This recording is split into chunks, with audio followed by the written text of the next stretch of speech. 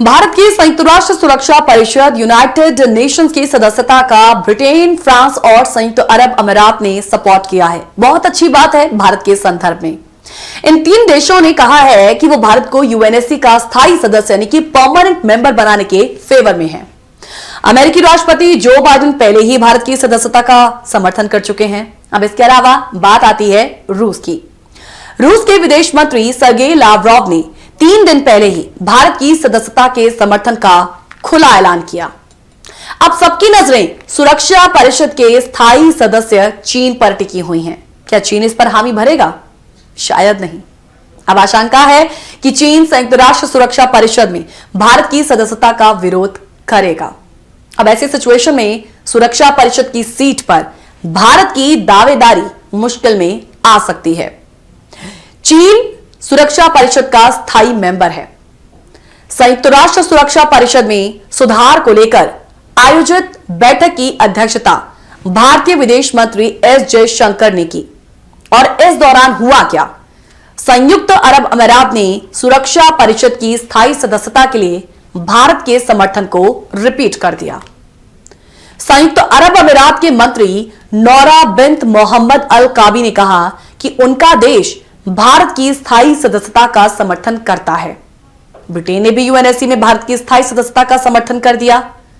UN की बैठक को संबोधित करते हुए फ्रांस के प्रतिनिधि ने भी कहा कि हम नई शक्तियों के उद्भव को ध्यान में रखते हुए यूएन के विस्तार का समर्थन करते हैं, जो कि सुरक्षा परिषद में स्थायी उपस्थिति की जिम्मेदारी लेने की क्षमता रखती है। फ्रांस भारत, जर्मनी, ब्राजील और जापान की उम्मीदवारी का समर्थन करता है। और रूसी विदेश मंत्री सर्गेई लावरोव की जब बात आती है तो उन्होंने अभी कुछ ही दिनों पहले भारत की जमकर तारीफ कर दी। कहा कि भारत आर्थिक विकास के लिहाज से दुनिया के प्रमुख देशों में शामिल है, संभवतः नेतृत्व कर रहा है।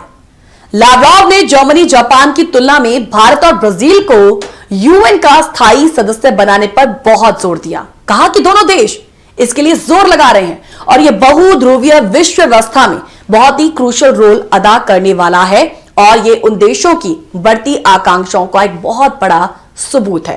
अब रूसी विदेश मंत्री होने के नाते लावरोव प्रिमाकोव के बहुध्रुवीय विश्व व्यवस्था के सिद्धांत को बखूबी समझते हैं।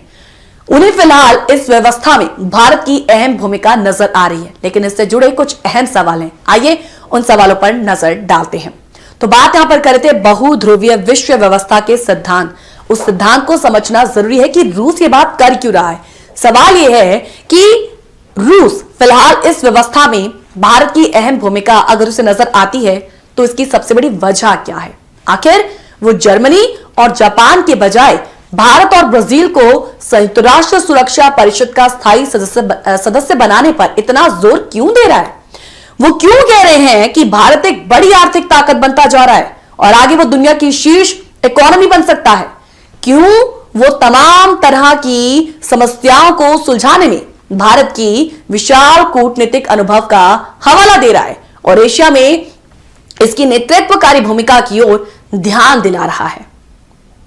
अब एक बार फिर रूस भारत चीन की तिकड़ी और बहुध्रुवीय वैश्विक व्यवस्था की बात कर रहा है, लेकिन सवाल ये कि आखिर क्यों लावरोव भारत को इस व्यवस्था की एक बहुत इंपॉर्टेंट धुरी मान रहा है?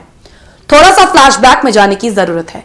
2014 में जब पहली बार रूस ने क्राइमिया पर हमला किया था तो भारत ने ना उसका समर्थन किया और ना उसकी निंदा की थी। उसने कहा था कि रूस के क्राइमिया में कुछ वाजिब सुरक्षा चिंता और हित हो सकते हैं। क्राइमिया और अब यूक्रेन हमले के दौरान तक रूस ने यह देखा है कि भारत की नीति हमेशा से पश्चिमी देशों से अलग रही है। भारत ने रूस का समर्थन नहीं किया, लेकिन पश्चिमी देशों की भाषा और उसके प्रतिबंधों को देखते हुए उसने यह भी कहा कि यह मामला इस तरीके से सुलझेगा नहीं। पीएम ने रूसी राष्ट्रपति के साथ बातचीत में साफ कहा था कि युद्ध का समय नहीं, लेकिन भारत ने संयुक्त राष्ट्र में रूस के खिलाफ पश्चिमी देशों के निंदा प्रस्तावों का समर्थन भी नहीं किया। इससे कहीं ना कहीं रूस के सामने साफ हो गया कि भारत पश्चिमी देशों से उलट उन मामलों में अपनी स्वतंत्र विदेश नीति के मुताबिक चल रहा है। और यही वजह भी है कि रूस को एक बहुध्रुवीय सिस्टम में भारत को एक धुरी नजर आती है, एक इंपॉर्टेंट धुरी नजर आती है। अब कहा जा रहा है कि 2014 में मोदी सरकार के आने के बाद भारत की विदेश नीति में धार आ रही है। अभी हाल ही में विदेश नीति की चर्चाएं हो रही थी और यह ज्यादा स्वतंत्र दिख रही है। भारत ने देखिए शुरू से एक स्वतंत्र विदेश नीति पर चलने की कोशिश की और पहले इस गुट निरपेक्ष नीति इसे गुट निरपेक्ष की नीति कहा जाता था, लेकिन अब यह बदलकर सामरिक स्वायत्तता की नीति में बदल गई है। हाल ही में इसमें थोड़ा सा बदलाव देखा। मोदी सरकार के शासन में भारत अमेरिका की ओर निर्णायक तौर पर मुड़ता दिख रहा है। हालांकि नियम आधारित वैश्विक व्यवस्था की हिमायत करने पर इसका रुख कहीं ना कहीं आज भी बरकरार है।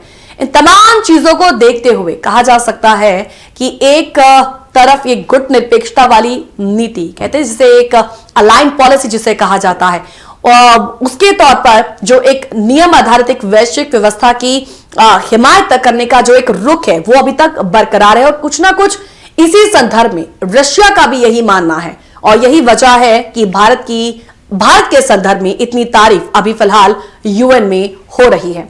फिलहाल अब अहम बात तो यही है कि जहां अभी तक विकसित देश यहां कहीं ना कहीं भारत को यूएन का एक स्थायी सदस्य के तौर पर एक बड़ा समर्थन यहां पर मिलता हुआ दिखता है, वहीं पर एक सबसे बड़ा जो रोड़ा है वो चीन का है।